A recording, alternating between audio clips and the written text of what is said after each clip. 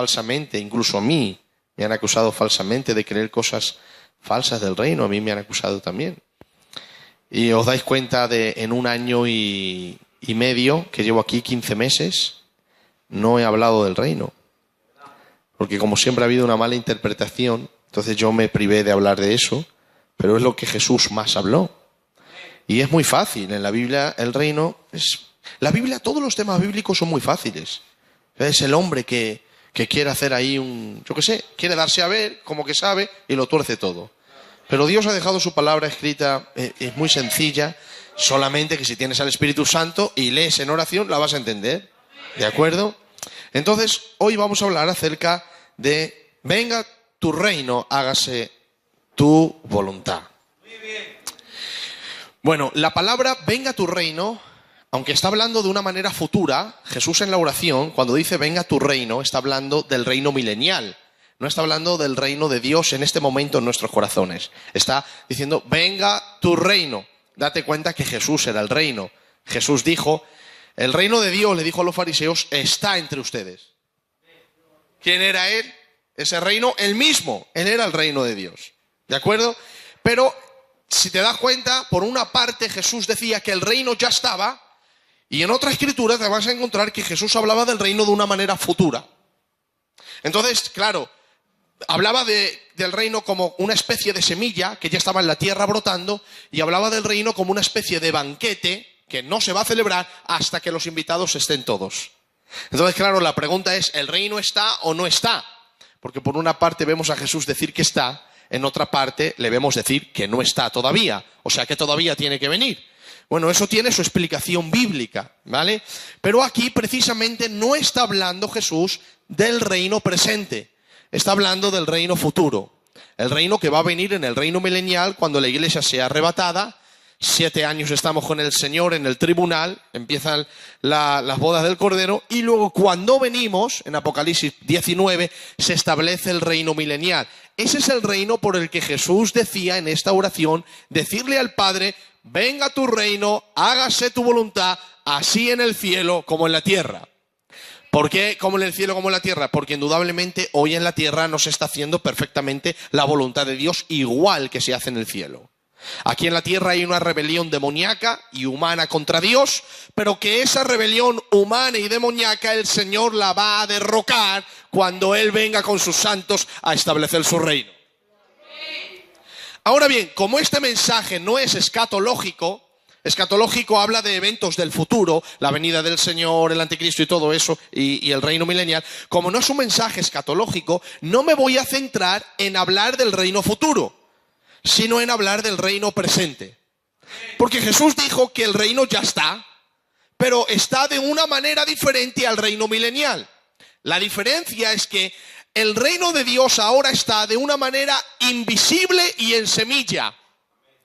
En el futuro estará de una manera tangible, visible, que se puede tocar y todo el mundo puede verlo. Ahora el reino de Dios no lo puede ver el inconverso, porque es un reino invisible que está en el corazón del creyente. En el futuro el inconverso verá a Jesús reinar desde Jerusalén y a los santos reinar, de manera que será un reino que todo el mundo pueda ver. Por eso el arrebatamiento es un arrebatamiento invisible. El Señor viene como ladrón un ladrón, nadie sabe a qué hora va a venir, pero viene y roba. Pero la Biblia no dice que nosotros estamos en tinieblas para que aquel día os sorprenda. ¿Por qué? Porque nosotros estamos esperando la venida del Señor.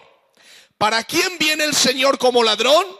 Viene para el mundo, porque el mundo no sabe que el Señor va a venir. Entonces, el reino de Dios, en su sentido espiritual, el inconverso ahora no sabe nada de él. Pero cuando venga en su segunda venida el Señor, la Biblia dice, todo ojo le verá. Esa es la diferencia entre el reino espiritual que Jesús trajo y el reino, por así decirlo, material, político, tangible y visto con los ojos humanos desde Jerusalén en el reino milenial. Eso lo puedes leer en Apocalipsis 11:15 y también Apocalipsis 20:5. En Apocalipsis 20:5 habla del reino milenial cuando viene, y Apocalipsis 11, capítulo 15, dice el Señor, gloria a Dios, porque los reinos del mundo han venido a ser de nuestro Señor y de su Cristo, y Él reinará porque Él es Rey de Reyes y Señor de Señores. Ese es el reino al que Jesús estaba haciendo referencia. De manera que, cuadrando el texto, ¿de acuerdo? No targiversándolo, ahora voy a tocar el reino espiritual. Y tú dices, pero pastor, es que ese reino de que Jesús hablaba no estaba hablando del reino presente, sino del futuro. ¿Por qué no coges otra parte donde hablaba del reino presente? Bueno, porque estamos hablando del Padre Nuestro. Y como ha llegado esa palabra, venga tu reino, pues yo lo voy a tomar, pero aclaro que Jesús no estaba hablando del reino presente, sino del reino futuro. Pero como también habló del reino presente, lo vamos a transliterar y lo vamos a hacer espiritual. ¿Vale? Porque Jesús, el reino de Dios está ahora en forma de semilla espiritualmente. En Lucas 17:21, el Señor le dijo a los fariseos, el reino de Dios está entre ustedes. Entonces el reino ya ha llegado en su forma espiritual y el rey es Jesús. Donde está el rey, allí está su reino. De manera que, ¿dónde está ahora el reino de Dios? Porque el reino de Dios, el futuro todavía no ha venido. ¿Tú estás viendo a Jerusalén? ¿Estás viendo a Cristo en Jerusalén? ¿Reinando y a los santos resucitados? No. Entonces, ¿dónde está el reino? ¿Dónde se le invita al rey? Entonces, de manera que el reino de Dios está ahora donde se le ha dicho al rey, ven a mi vida. Y donde el rey viene, allí está su reino. Ahora, su reino está de una manera invisible. Su reino está de una manera, en este presente, en una forma de semilla, trabajando en el interior de los súbditos hasta florecer en la venida del rey. Porque allí dice la Biblia que los justos florecerán y resplandecerán como el sol en el reino de mi Padre. De manera que quien recibe el reino espiritual ahora, más tarde florecerá en el reino visible de Cristo en el milenio. Y el que ahora rechace el reino de Dios no podrá entrar en el reino visible del milenio. Entonces, todo depende si recibes ahora el reino espiritual para luego ver el reino físico. Si ahora rechazas el reino espiritual, no verás el reino físico. Si ahora recibes el reino espiritual y el rey, entonces el reino es tuyo. Por eso Jesús dijo, entrad benditos de mi Padre al reino y heredarlo, porque está preparado para vosotros antes de la fundación del mundo. ¿Pero por qué han heredado el reino físico? Porque han recibido el reino espiritual. Ahora bien, cuando yo he ido a la Biblia y he visto el reino de Dios del que Jesús hablaba, Jesús siempre hablaba del reino de Dios, cuando hablaba del reino espiritual, de una forma oculta. Es decir, algo que no se ve, algo que no se puede tocar. Yo quiero que estén muy atentos a esto, porque va a ser importante que entendáis estos capítulos. Jesús hablaba del reino de una manera oculta, misteriosa. De hecho, Jesús en Mateo, capítulo 13 y versículo 11, dijo que el reino de Dios era un misterio. Y un misterio es algo oculto. Entonces, el reino de Dios ahora mismo es un misterio. ¿Qué es un misterio? Algo oculto. Después, en Mateo 13, Jesús habló mucho del reino en parábolas. Luego dijo que el reino es, el sembrador salió a sembrar. Ahora bien, una semilla no se ve. Cuando es sembrada está debajo de la tierra. Pero aunque nadie la ve, está haciendo su trabajo. ¿Te das cuenta? Jesús dijo que el reino era igual. Nadie lo ve, pero donde es sembrado hace el trabajo. Porque está hablando de un reino espiritual. Luego, en el versículo 31, Jesús dice que el reino es semejante a una semilla de mostaza. Ahí está, otra vez una semilla que no se ve, pero que sembrada tiene resultados. Luego en el versículo 33, Jesús dice que el reino es semejante a la levadura que una mujer tomó y lo puso en pan y fue fermentado. ¿Qué es la levadura? La levadura es el pan anterior del día de ayer, que se mete dentro de la masa nueva del pan de hoy. Y cuando se mete dentro del horno, el pan de ayer fermenta y hace que el pan de hoy sea más grande. Ahora bien, la levadura no se ve porque está dentro del pan nuevo. Lo que se ve es el pan, no la levadura. La levadura está dentro. Pero lo que hace que el pan nuevo fermente es lo que no se ve. La levadura. Y Jesús dijo, así es el reino.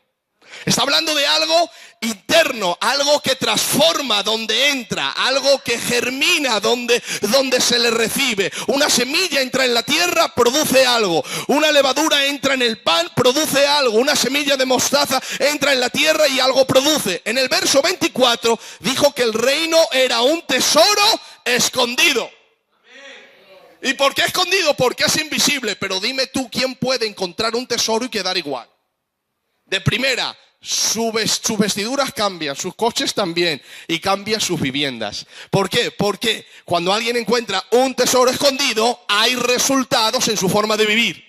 Él no puede decir que ha encontrado un tesoro, pero todo el mundo lo va a ver en su forma de actuar. Entonces Jesús está hablando ahí también que el reino es algo oculto, misterioso, que nadie lo ve, pero que donde entra va a haber resultados visibles, porque la gente se va a dar cuenta de que algo ha pasado en él. En el verso 45 Jesús habló de que el reino era la perla de gran precio, que un hombre encontró, vendió todo lo que tenía, compró esa perla y entonces se enriqueció. Una perla es algo que está escondida en una concha, entonces no se ve. Pero este hombre la encontró y vendió todo. Es decir, por una perla le cambió la vida. Porque está hablando del reino en su forma espiritual, que donde entra algo ocurre. Si hay alguien que conocía el reino era Jesús. Jesús sabía el poder que tenía el reino de Dios. Y Jesús no se equivocó. Jesús dijo, el reino de Dios no lo podéis ver, es invisible. Pero yo os aseguro que donde entra, rompe. En el verso 44 dijo que el reino es semejante a una red. Una red debajo del agua no se ve, pero cuando sale obtiene peces. Y así es el reino, no se ve, pero cuando se echa, vaya que obtiene hombres y mujeres al arrepentimiento. Porque es algo invisible que no se ve, pero que obtiene resultados. En el verso 51, Jesús dijo que el reino es un tesoro que se abre. Un tesoro siempre está escondido. Por eso los hombres buscan tesoros, por eso existen todavía estos que usan los barcos. ¿Cómo se llaman estos? Los buscadores de tesoros, eso lo puedes ver en la televisión, buscadores, porque el tesoro no se ve, pero cuando alguien lo encuentra le cambia la vida. Y Jesús dijo que el reino de Dios es semejante a un tesoro que un hombre halla. Hallar es encontrar. Dice, cuando lo abre, saca vestidos viejos y vestidos nuevos. Le está cambiando la vida porque lo que había en el tesoro no era suyo, pero esto le está transformando. Entonces, si tomamos todas las parábolas del Señor, todos tienen que ver con algo oculto, pero con resultados visibles. La semilla es algo oculto, pero tiene resultados visibles. El trigo es algo oculto, pero tiene resultados visibles. El grano de mostaza es algo oculto, pero tiene resultados visibles. La levadura es algo oculto, pero tiene resultados visibles.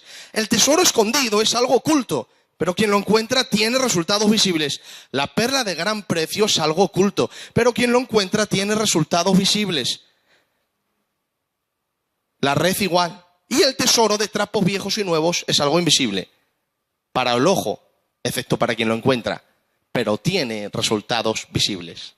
Lo que Jesús está diciendo es que el reino está oculto a la vista humana, pero visible al que lo encuentra por los resultados. Es decir, Jesús dijo que muchos dirán, ¿dónde está el reino? Helo aquí, helo allí. Dice, no hagáis caso, el reino está entre vosotros. El reino está dentro de vosotros. Pero claro, cuando uno recibe el reino de Dios, los resultados van a ser reales y verdaderos. No hay nadie, no existe nadie, créanselo, que reciba el reino de Dios dentro de él y no haya una transformación, no haya un cambio, no haya una transformación de vida. Esto lo voy a decir siempre hasta que el Señor me tenga aquí. Lo voy a decir siempre porque la Biblia lo dice y porque yo también lo he experimentado. Si no has recibido un cambio en tu vida, todavía no eres del Señor, eres del diablo. No perteneces al cielo, eres heredero del infierno. No perteneces al reino de Dios, perteneces a las llamas del fuego, porque donde el reino entra es algo oculto, pero tiene resultados. Una semilla tiene resultados, una red tiene resultados, un tesoro escondido tiene resultados, y quien haya el reino tiene resultados. Súbelo. Ahora bien, mira si tiene resultados, que mira lo que dijo el Señor. Dijo el Señor, cuando él estaba hablando del reino y de las parábolas, después de la parábola del sembrador, el Señor dijo esta frase. Dijo, ¿acaso se trae la luz para ponerla debajo del almud? o debajo de la cama? ¿No es para ponerla en el candelero? Porque no hay nada oculto que no haya de ser manifestado, ni escondido que no haya de salir a la luz. Ese texto toda la vida le hemos malinterpretado, porque ese texto siempre lo hemos usado para algo negativo. No te preocupes que no hay nada oculto que no vaya a salir a la luz. No te preocupes que lo dijo el Señor, ¿verdad? Cuando alguien vemos que ha pecado, o alguien que ha hecho algo, o una injusticia, decimos, no te preocupes que no hay nada oculto que no haya de ser manifestado. ¿Verdad que le hemos usado en su forma negativa? Pues lo hemos malinterpretado totalmente. Porque de hecho, en el cementerio hay muchos secretos que no han salido a la luz. Gente que ha hecho cosas escondidas que nadie sabe y que nunca jamás ha confesado a nadie. Entonces ahí no se cumplen las palabras del Señor. Pero es que Jesús no estaba diciendo que todo secreto de los hombres será descubierto aquí en la tierra. Aunque es verdad que en el tribunal de Cristo todo será descubierto. Y nada quedará oculto de lo que se ha hecho aquí en la tierra, porque el Dios juez de los vivos y los muertos sacará todas las obras a la luz. Pero ese texto no está hablando que aquí en la tierra se va a revelar todo lo que se ha hecho. Ese texto Jesús está hablando del reino en su forma espiritual. Y está hablando en su forma misteriosa, algo que no se ve pero que tiene resultados. Y es cuando Jesús dice, no se pone la luz para ponerla debajo del almud o debajo de la cama. No es para ponerla en el candelero, porque no hay nada oculto que no haya de ser manifestado. ¿Quién es ese oculto? El reino de lo que yo os estoy hablando. Es algo oculto porque es una semilla que no se ve, es una red que no se ve, es un tesoro que no se ve. Pero quien lo encuentra, eso sale a la luz. Y el reino es algo oculto, pero quien lo recibe le es manifestado. El reino está escondido, pero quien lo recibe sale a la luz, y eso se puede ver. Y de eso Jesús estaba hablando en esta manera. No estaba hablando de este versículo en su forma negativa, que los pecados van a ser descubiertos, que los pecados van a salir a la luz. No, el contexto está hablando del reino de Dios en su forma oculta, misteriosa, pero que donde entra trae resultados, como la semilla trae resultados, como la red en el mar trae resultados, como el tesoro escondido trae resultados. Así dijo Jesús, así es el reino. Es algo oculto, pero que donde entra enciende el alma con la luz de su venida. Y no hay nada oculto que no haya de ser manifestado. Quien recibe el impacto del reino de Dios, la gente va a decir, este ha sido transformado porque el reino de Dios se ha manifestado a él.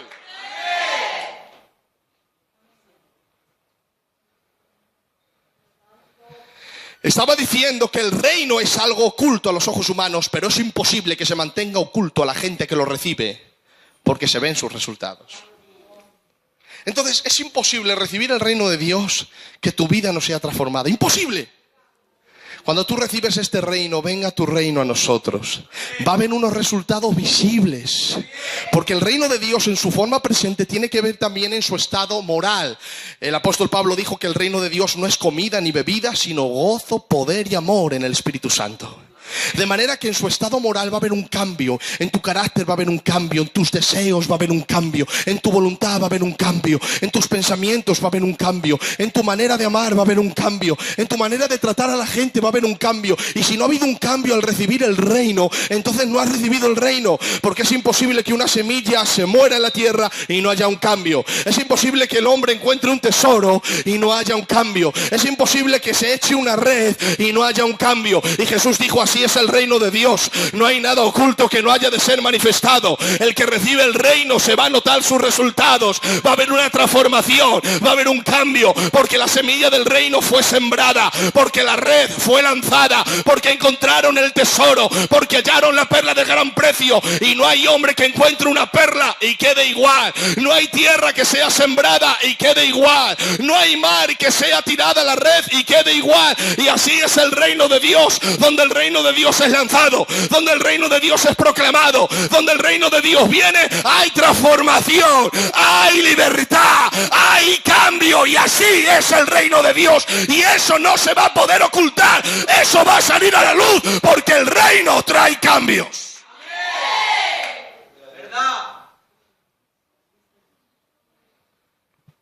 Mirad esto.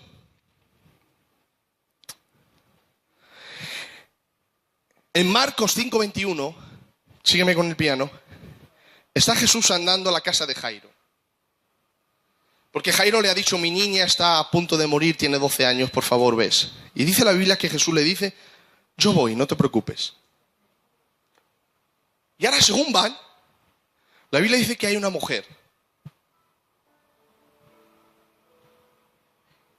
Veo a la gente hablar, hasta que todos no me miren, no voy a seguir. No voy a seguir hasta que todos me miren. Esto es palabra del Señor. Tía Consuelo, mírenme, por favor, escuchen la palabra. Mírenme todos, todos. Estamos predicando la palabra del Señor, ¿vale? En Marcos 5:21 le dicen al Señor, Jairo, principal de la sinagoga, Señor, mi niña está a punto de morir. Por favor, le dice estas palabras. Pon tu mano y vivirá. Esto es impresionante porque Jairo era el líder de la sinagoga de Capernaum. En la sinagoga de Capernaum Jesús hizo un milagro. Había un hombre que tenía la mano seca en día de reposo y el Señor la sanó. Y él ahí se quejó. Dice que vengan todos los días que quieran, pero no el día sábado. El día sábado es para adorar al Señor, no es para la sanidad. Ya, eso cuando la enfermedad la tenía otro, pero cuando la tenía su hija, bien que fue. Fue y se postró y le dijo, Señor, mi niña está enferma, por favor, pon tu mano y vivirá. Y según iban andando, la Escritura dice que había una mujer que tenía una enfermedad. Y esa enfermedad era una enfermedad oculta. La Escritura dice, ya saben, que tenía flujo de sangre. Era una enfermedad que el ser leproso, todo el mundo lo veía, porque la piel te se caía, la piel, la cara, las manos. Pero flujo de sangre solamente lo sabía ella. De hecho, cuando se metió entre la multitud, si llega a ser un leproso, la multitud sale corriendo. Es un leproso inmundo. Pero como era flujo de sangre, pues nadie salió corriendo ante la mujer, porque no sabían la enfermedad que tenía. Pero la mujer tenía una enfermedad oculta. Y ahora dice la Biblia que por dentro, en su interior, algo oculto también dice, si yo tan solamente tocar el borde de su manto, seré sana. La Escritura dice que se mete entre la multitud y la gente no va corriendo, no dice inmunda, no, porque no lo sabe, es una enfermedad oculta. Ella sí lo sabe. Y según se va metiendo entre la multitud, dice la Biblia que toca el borde del manto, dice, y poder salió de Jesús y al instante fue sanada. Y ahora Jesús se para y dice, ¿quién me ha tocado? Dice Pedro, Señor, ¿cómo preguntas quién te ha tocado si la multitud te aprieta? Pero Jesús dice, no, alguien me ha tocado, porque yo he sentido que poder ha salido de mí. La mujer se confesó. Dice, Señor, he sido yo. Y yo le digo a la mujer, para. ¿Por qué tú sabes que se está refiriendo a ti? Se le está tocando a todo el mundo. ¿Por qué tú sabes que Jesús pregunta por ti? ¿Por qué tú has dicho que eres tú? Si todo el mundo le está tocando, bien puedes tú pensar, bueno, este le está tocando, y ese también, y ese también, y ese le está apretando, y ese también le ha tocado. Y él ha dicho, alguien me ha tocado, no ha dicho tú me has tocado, sino alguien me ha tocado. ¿Por qué tú sabes que se está refiriendo a ti? Ella sabía que se estaba refiriendo a él porque en Lucas 8:47 dice la Biblia, cuando la mujer vio que no había quedado oculta. ¿Cómo que no había quedado oculta? ¿Lo sabía la gente que había tocado a Jesús? No, si todo el mundo le estaba tocando, le estaba acusando a la gente, ¿tú has sido? No. ¿Jesús le dijo, tú has sido? No, porque sabía que había sido descubierta. Porque lo oculto, el reino, había entrado.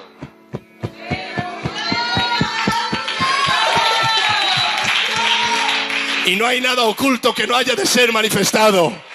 El reino había entrado. ¿Y sabes por qué sabe que se refería a ella?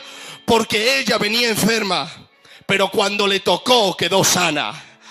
Entonces dijo, yo venía con algo oculto, pero eso oculto ya no está. Entonces ahora el reino sale a la luz y dice, he sido yo que te he tocado. He sido yo, Señor. Y le dijo el Señor, ve, salva de tu azote. Tu fe te ha salvado, hija. Vete en paz, porque el reino de Dios te ha tocado. Apláudele fuerte al Señor.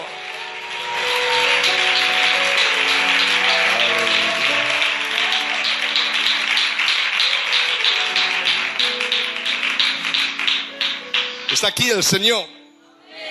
Está aquí el Señor.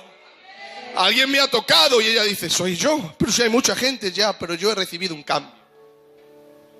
El reino era algo oculto. ¿Quién se había dado cuenta? Ella tenía una enfermedad oculta, había pensado ocultamente, tocó ocultamente, recibió ocultamente. Nadie se dio cuenta de nada, ¿verdad? Nadie.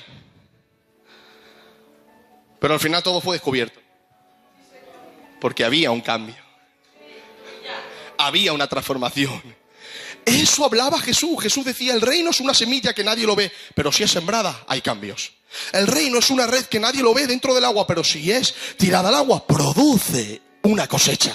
El reino es como la semilla de mostaza, nadie lo ve, pero sembrada hace un gran árbol, que las aves del cielo vienen y dan a él. El reino de Dios es semejante a un tesoro escondido que nadie lo ve, pero si alguien lo halla, te aseguro que va a haber un cambio. Y el reino de Dios es semejante a la perla de gran precio que nadie la ve, pero si alguien la encuentra, su vida va a cambiar. Así es el reino de Dios, es algo que no se ve, oculto, misterioso, invisible, pero que donde entra va a haber resultados visibles. En donde entra y la gente se dará cuenta, y el que lo recibe él mismo dirá, he sido transformado y he sido cambiado por el poder del reino, porque el reino es oculto, pero sus resultados no lo son.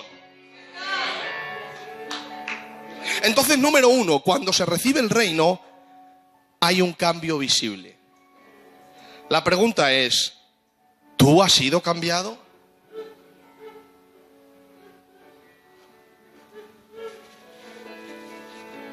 ¿Has sido cambiado? Yo quiero que entiendas, de verdad, te lo digo con mucho amor, Dios no es gitano, no es tu compadre. Si no eres su reino, aunque tengas 15 años, no te ve como su hija. No, que la niña no hace nada, bueno, para Dios eres horrible. ¿Entiendes esto bíblicamente?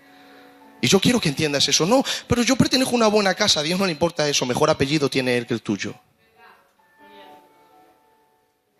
Si no eres del reino, no te recibe el Señor. Porque para recibirte dejaría de ser Dios y no va a dejar de ser Dios por ti, ni por mí. Él es rey. Pero donde se recibe el rey, allí está su reino. Y donde su reino está, hay transformación, hay cambio. Hay cambios porque hay resultados visibles. Seguimos, en Mateo 13 Jesús dice que el sembrador, mira lo que dice en Mateo 13 cuando está contando las parábolas. Perdón, tengo que decir esto. Jesús dijo que los nacidos en el reino son como el viento. El viento no se ve, pero sus resultados sí. Así son los que son nacidos del Espíritu. Es un nacimiento espiritual, invisible, pero sus resultados son visibles y no se pueden ocultar. Por eso Jesús dijo que los nacidos de Dios son como el viento, porque el reino de Dios es como el viento, es invisible, no se ve, pero los resultados son verdaderos. Donde entra o donde se mueve hay cambios visibles que la gente puede ver. Así es el reino de Dios, es invisible, pero donde entra hay resultados poderosos, transformaciones poderosas. Cambia casas, cambia matrimonios, cambia caracteres, cambia vidas. Que se lo digan al apóstol Pablo, que se lo digan al apóstol Pedro, que se lo digan a drogadictos, que se lo digan a gente que ha pecado contra el Señor. Como el reino de Dios ha entrado y ha transformado su casa, ha transformado su vida, ha transformado su interior. Ahora bien, en Mateo 13 Jesús dice, mira esto qué bonito, que el sembrador es el predicador, las tierras el corazón del oyente, la semilla la palabra. Y termina esa parábola y empieza la del trigo y la cizaña. Es decir, Jesús dijo, el sembrador salió a sembrar. ¿Os acordáis de esta parábola? Parte de la semilla cayó entre pedregales, al lado del camino. Dice que otra en buena tierra. Los discípulos le dijeron, Señor, ¿esa parábola qué significa? Bueno, significa que el sembrador es el predicador, la semilla es la palabra y las tierras son el corazón. Cuando Jesús terminó de dar esa parábola, contó otra, que era la semilla, era la cizaña y el trigo.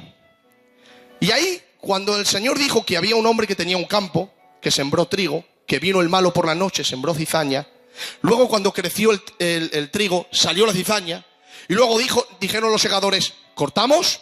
Y dijo el Señor, no, dejar que crezca lo uno con lo otro y al final de la siega separaréis el trigo de la cizaña al fuego y el trigo al granero. Entonces Jesús, le dijeron los discípulos, ¿y esta palabra, Señor, qué significa esta parábola? Jesús dijo, el campo, Jesús dijo, que la siembra, la buena semilla, el que siembra, no es el predicador. Dice, es el Hijo del Hombre. Ya no está haciendo referencia a un predicador, está haciendo referencia a él. El que siembra la buena semilla es el Hijo del Hombre, es decir, Jesús. El campo es el mundo, no es el corazón del hombre. La buena semilla son los hijos del reino. La mala, los hijos del malo. Los segadores, los ángeles. La siega al fin del siglo. Cuando venga el Señor, recoge a los buenos, se los lleva, a los malos los tira. Ahora bien, date cuenta que en la parábola de Mateo 13, la semilla es la palabra, el sembrador, el predicador, y las tierras, el corazón. Pero en la parábola de la cizaña y del trigo no es así, sino que el sembrador es Jesús, el campo es el mundo, el trigo son los hijos del reino. ¿Qué ha pasado aquí, Señor? Si en Mateo 13 el trigo es la palabra, ¿cómo es que en Mateo 13, un poquito más para abajo, el trigo ya no es la palabra, son los hijos del reino? ¿Qué ha pasado aquí, Señor? Muy fácil. Porque cuando uno recibe la palabra y recibe esta semilla de Dios, la semilla se reproduce según su género.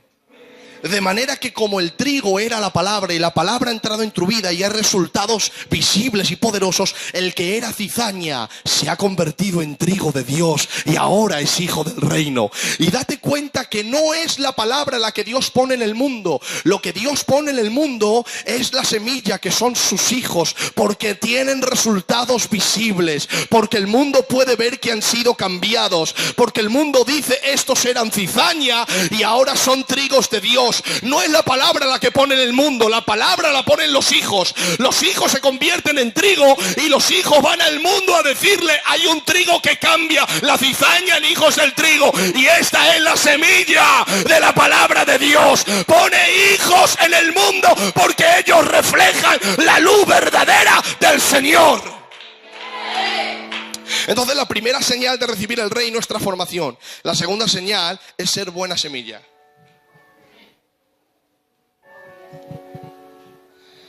Vamos a ver, pon el aire. Este de aquí.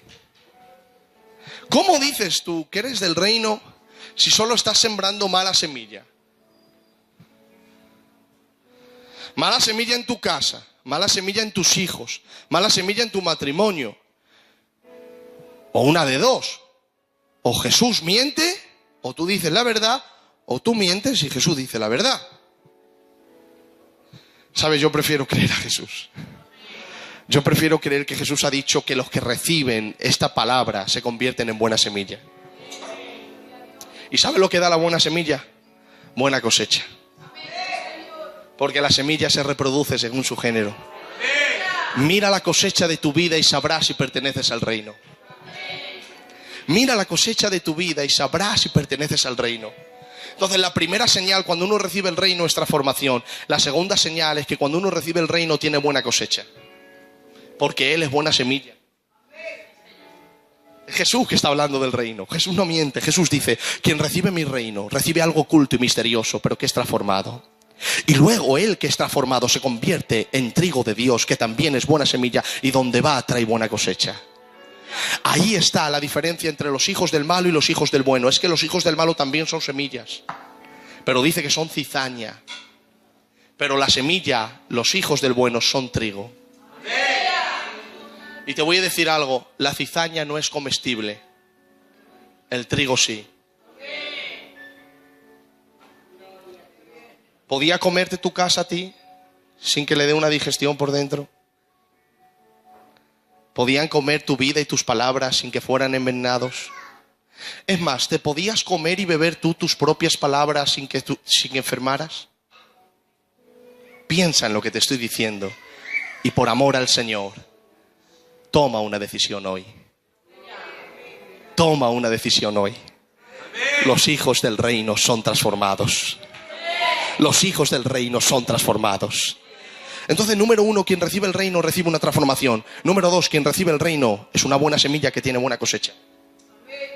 Es más, cuando uno recibe el reino, lo primero que hace es predicar.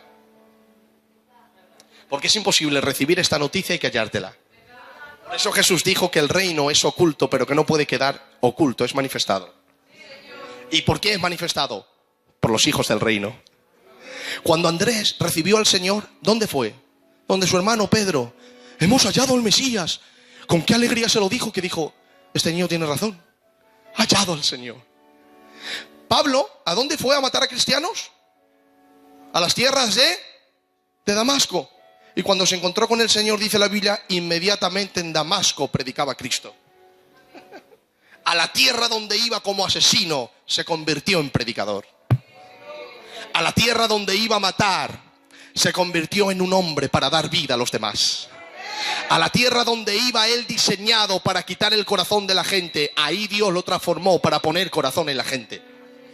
A la tierra donde la gente no sabía nada de Cristo, él fue diseñado para revelarles al Cristo que se le reveló a él.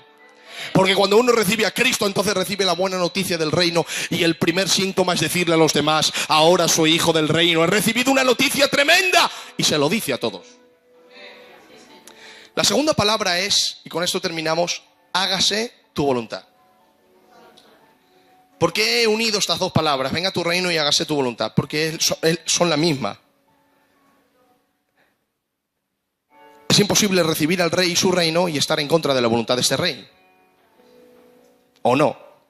Cuando uno recibe al rey y al reino, se somete a la voluntad. ¿Sabe lo que significa la palabra reino en griego? Basilea. Denota poder regio, soberanía y dominio. Jesús, como hijo del reino, estaba totalmente sumergido en hacer la voluntad del Padre. Mira las palabras que dijo Jesús: he descendido no para hacer mi voluntad, sino la voluntad del que me envió. Otra vez dijo: mi comida es hacer la voluntad del Padre y que acabe su obra. Otra vez dijo: las palabras que yo os hablo no las hablo de mi propia voluntad, sino que el Padre me las dio para hablar. Otra vez dijo: no se haga mi voluntad, sino la tuya. Y otra vez dijo: tetelestai, en la cruz, consumado es. Estaba diciendo: Señor, estoy sometido totalmente a la voluntad del Rey. He terminado tu obra, tetelestai. He acabado la carrera. He guardado la fe. Tetelestai. Terminé.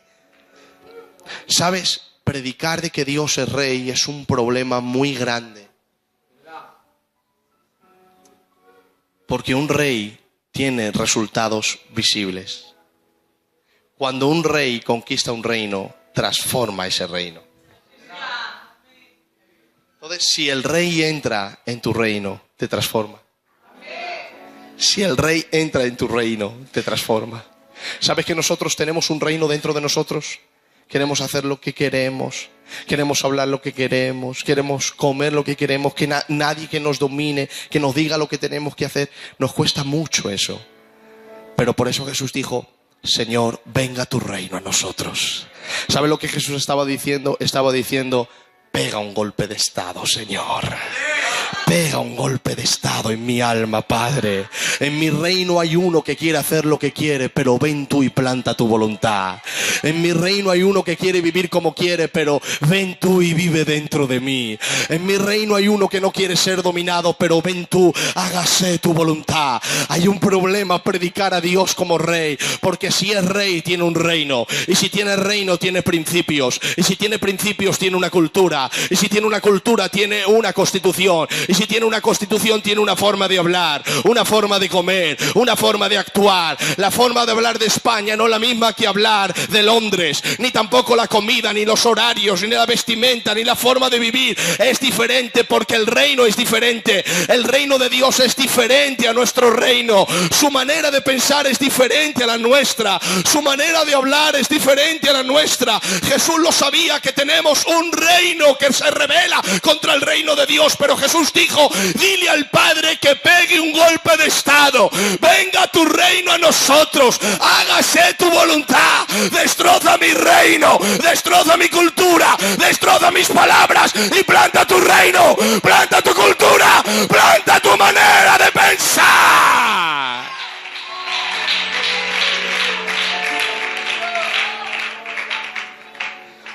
Esto lo dije aquí una vez. ¿Sabes por qué Pablo se buscó problemas en Atenas? Dice que en Atenas se alborotó, se alborotó la ciudad, los gobernadores y las autoridades. ¿Pero qué traía ese hombre? Si no era rey ni príncipe, era un predicador que hacía tiendas de campaña, que si no tenía martillo ese día no vendía. ¿Por qué revolucionó a la ciudad y a los emperadores, a las autoridades? Dice la Escritura en Hechos 17 que la ciudad de Atenas y las autoridades se alborotaron porque Jesús predicó, porque Pablo predicó que Jesús es rey. ¿Y por qué? Porque dijeron los de Atenas: chaval, ¿has escuchado algo? ¿Qué? Hay un predicador itinerante por aquí. ¿Y qué está diciendo? Que Jesús es rey. ¿Cómo que Jesús es rey? César es rey. Ya, pero él dice que también hay otro rey. Y ellos entendieron que era un mensaje alborotador. ¿Por qué? Porque si hubiera dicho Jesús es Dios, hubieran dicho: bueno, si en Atenas tenemos muchos dioses. Tenemos el Dios del viento, el Dios del agua, el Dios de los niños, el Dios de la fortuna, el Dios del amor, el Dios del dinero, el Dios de la buena suerte. Tenemos mucho. Jesús es Dios. Bueno, otro Dios más, no pasa nada. Pero rey solo puede haber uno. O es Jesús o es César. Y se sabe que un rey tiene un reino, tiene una constitución, tiene unas palabras, tiene una cultura, tiene una forma de hablar. Entonces, decir en Atenas Jesús es rey, es decir, entonces ¿quién va a mandar ahora? ¿César o Jesús? Por eso se alborotaron. La gente quiere un Dios a quien ofrecer velas. Es muy fácil tener un Dios y poner peticiones y traerle alguna ramita de olivo y decirle: toma, aquí estoy, te ofrezco mi ramo de rosas. Pero yo vivo mi vida porque tengo un Dios a quien pedir, no un rey que me gobierne. La gente quiere un Dios, pero no quiere un rey.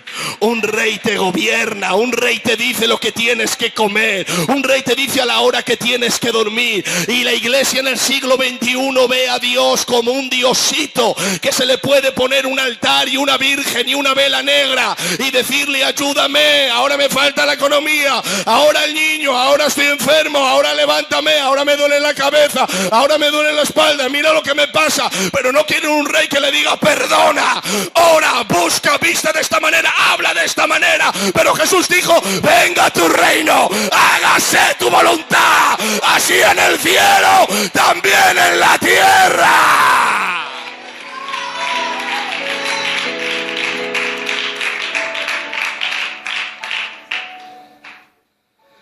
Es decir, es un reino invisible, espiritual, pero con resultados transformadores. Transforma vidas, casas, infunde esperanzas, impone con autoridad, desplaza el poder de las tinieblas. Una vez Jesús: ¿puedes encender este aire? No, este no. ¿Lo ves? Apágalo y vuélvelo a encender. Una vez Jesús echó fuera un demonio, se manifestó un hombre y le dijo: ¡fuera! Y se fue. Y las autoridades religiosas dijeron: este echa al demonio porque tiene a Belcebú dentro de él. Y Jesús dice esta palabra en Lucas 9. Dice Jesús: ¿que yo echo el demonio porque tengo un demonio? Dice Jesús: si yo, por el dedo de Dios, echo fuera los demonios, ciertamente el reino de Dios ha llegado a vosotros.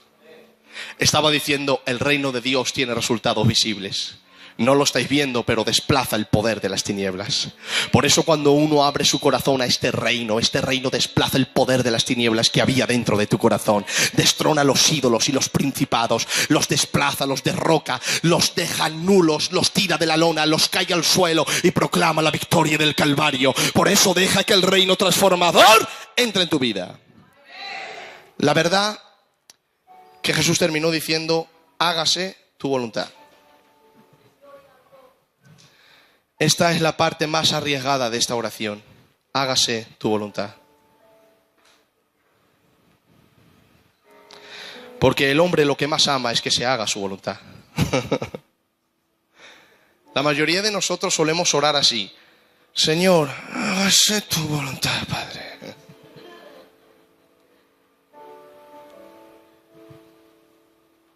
Porque lo que el hombre ama es que se haga su voluntad, no la de Dios. Por eso es la parte más arriesgada de la oración, que se haga su voluntad. Incluso la oración, mira esto que he apuntado aquí, y ya con esto termino.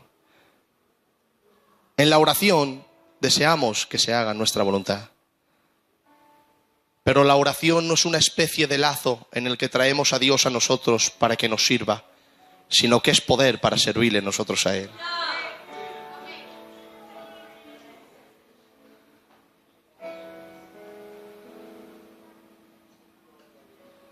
La oración no es un truco para que Dios nos conceda lo que siempre deseamos, sino un esfuerzo para conseguir asimilar lo que Él desea. Lo repito. La oración no es un truco para que Dios nos conceda lo que siempre deseamos, sino un esfuerzo para conseguir asimilar lo que Él desea. Te lo digo de otra manera. Cuando te pongas a orar y le digas, hágase tu voluntad, pero sin resignación, primero dile esto: para que nos concedas lo que deseamos, haz que deseemos lo que a ti te agrada concedernos.